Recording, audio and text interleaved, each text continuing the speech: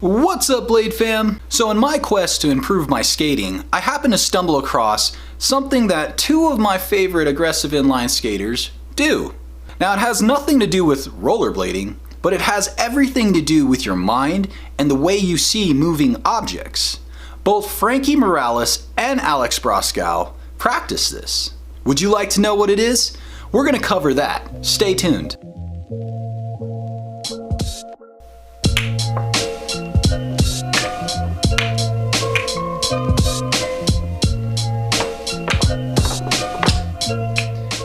Kendama.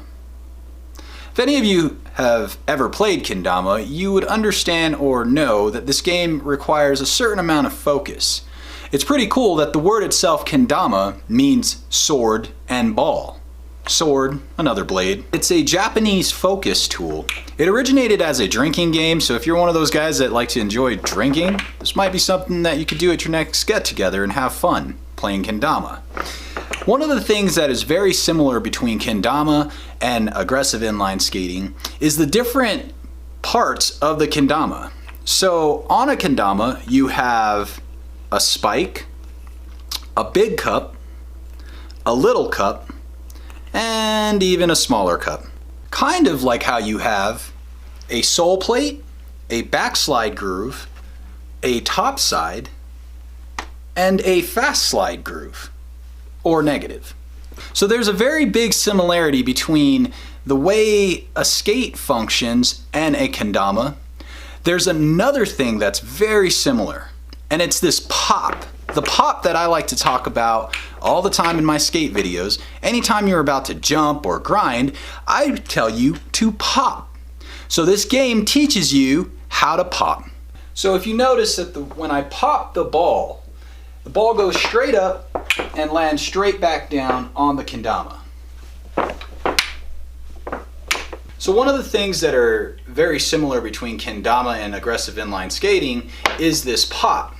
Now in order for this ball to land properly on this cup, it has to have a straight up, straight down feel to it. Now the same thing is in aggressive inline skating. When you're going to an obstacle, you want to pop straight up above your obstacle and land back down. So in a way, this teaches you that pop. It also teaches your brain how to focus on a moving obstacle. Just like when you're skating, you'll have the momentum of yourself moving, but you are the ball. So you focus on yourself and you'll be able to keep that pop, that center of gravity, better, in theory, over your obstacle.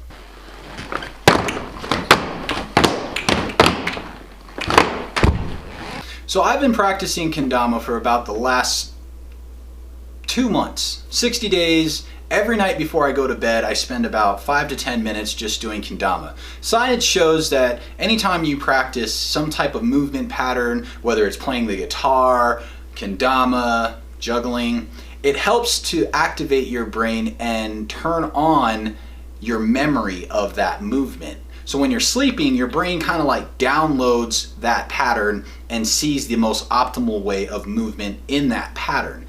When you wake up, you play that again 5 to 10 minutes first thing in the morning. I'll wake up and play kendama, and I notice a significant improvement. I've been also doing P-rail, a lot of practice on my practice rail.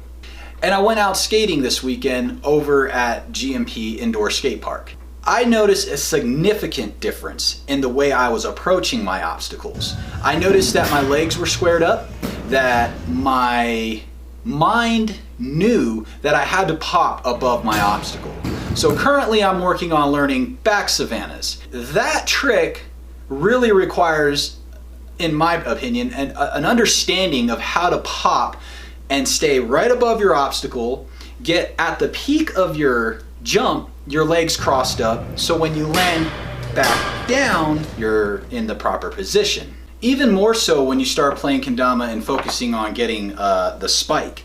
So there's a hole drilled in the ball and you've got your spike here.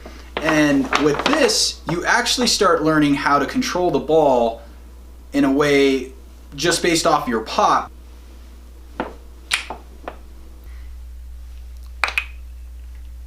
So just like the back Savannah, I have to pop the ball straight up, and when the ball is at its peak of the pop, rotate the kendama in a way so that way I can catch it as it comes down and absorb the landing as such. If you notice that when I landed the kendama ball, or landed the ball on the kendama, I also bent and absorbed that impact. And it's the same way with our skating. When you jump into, say, sole, and you switch top sole, there's a sole, a pop, switch, land, just like in kendama. So you can see that by practicing kendama, you're also practicing this absorption of gravity and how to push up, absorb, down. So you can see that it does teach you somewhat of control. Maybe it's just all fun and games and it just happens to be that Alex Broskow and Frankie Morales are into kendama. I don't know. But I do personally see a lot of similarities between the two. And in my own experience, I have noticed a difference in just the way I skate from playing kendama for 60 days. Where can you get kendamas? Hit up my boy Long over at Oak City Skate Shop. There's more proof for you. Why would a skate shop sell kendamas? Either it's just fun, or it really does have something to teach. I hope you guys found this video useful. Go out and buy a kendama and just have some fun. See if you can find the similarities, and you could play it the traditional way. You know, the Japanese saw this as sword and ball, so every time you landed a trick, you were in the clear. But if you're with your friends and they happen to miss, well, I guess that could be just a shot of grape juice or whatever you guys are drinking. I'd like to shout out to my patrons, all of you that have been supporting us, and our newest patrons, Jeff Metz and David Yu. Thank you guys. If you'd like to support the Acosta Blades family, you too could check out our Patreon link in the description below. Thanks again for watching. Till next time, keep the blade alive. Aloha.